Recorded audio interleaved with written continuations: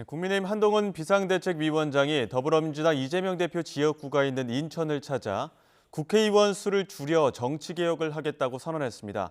총선 험지 출마를 마다치 않겠다고 밝힌 원희룡 전 국토교통부 장관은 이 대표 지역구에 온몸으로 도전하겠다며 사실상 출사표를 던졌습니다. 취재기자 연결해 자세한 소식 들어보겠습니다. 나혜인 기자. 네, 국회입니다. 네, 한동훈 위원장 인천시당 신년 인사회에 참석한 거죠? 네, 국민의힘 인천시당 신년 인사회가 인천시 계양구에 있는 호텔에서 조금 전에 끝났습니다.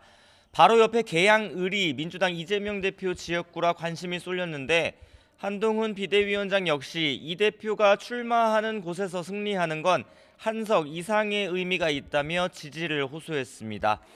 국회의원의 불체포 특권 포기와 유죄 확정 시 세비 반납 같은 정치개혁 후속 공약으로는 국회의원 수를 현재 300명에서 250명으로 줄이는 입법을 하겠다고 약속했습니다. 지난 대선 때부터 이재명 저격수를 자처해온 원희룡 전 국토부 장관은 오늘 한 위원장과 함께 인천을 찾아 사실상 출사표를 던졌습니다. 이재명 대표를 우리 정치를 가로막는 돌덩이라고 주장하면서 자신이 온몸으로 치우겠다고 인천 계양을에 도전할 뜻을 내비쳤습니다. 네, 이재명 대표 복귀 시점은 정해졌습니까? 네, 인천시 계양구 자택에서 치료 중인 이재명 대표는 건강이 많이 호전된 것으로 전해졌습니다. 이 대표 측 핵심 관계자는 복귀가 초읽기에 들어갔다고 보는 분이 많다며 이르면 이번 주 복귀 가능성을 내비쳤습니다. 당 차원의 예비 후보 적격성 심사부터 불거진 공천 잡음과 분열 움직임을 줄이고 다수당 대표로서 비례대표 선거제 협상을 위한 당론을 정해야 하는 과제 해결이 시급합니다.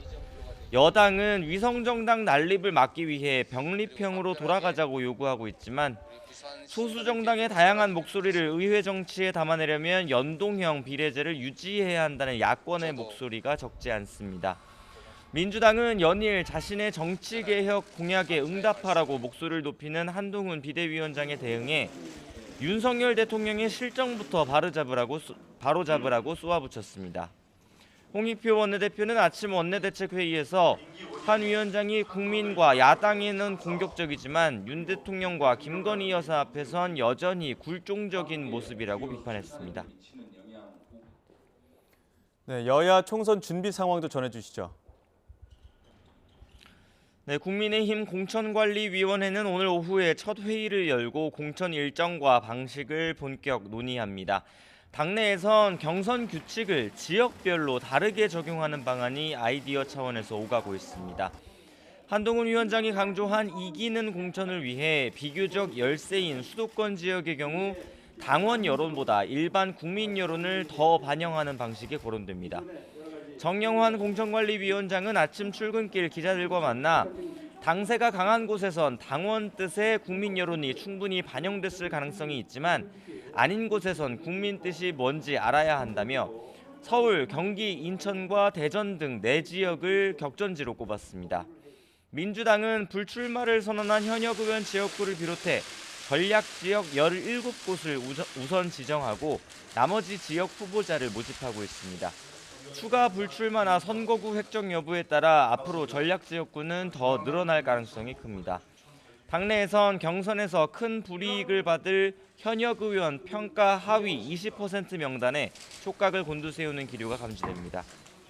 민주당을 떠난 이낙연 전 대표는 오늘 자신이 추진하는 신당 가칭 새로운 미래의 창당 발기인 대회를 엽니다. 민주당 출신 현역 의원 3명이 주도하는 미래대연합을 고리로 이준석 전 대표가 이끄는 개혁신당과 빅텐트 놀이를 계속 이어간다는 계획입니다. 오늘 공개된 신동아 인터뷰 내용을 보면 이낙연 전 대표는 이준석 전 대표의 연대는 당연히 중요한 고려사항이라며 협력 방안을 모색하겠다는 입장입니다. 이준석 전 대표 역시 연대 가능성을 열어두고는 있지만 모든 것은 국민의 반응을 살펴 움직여야 한다며 온도차도 보였습니다. 지금까지 국회에서 전해드렸습니다.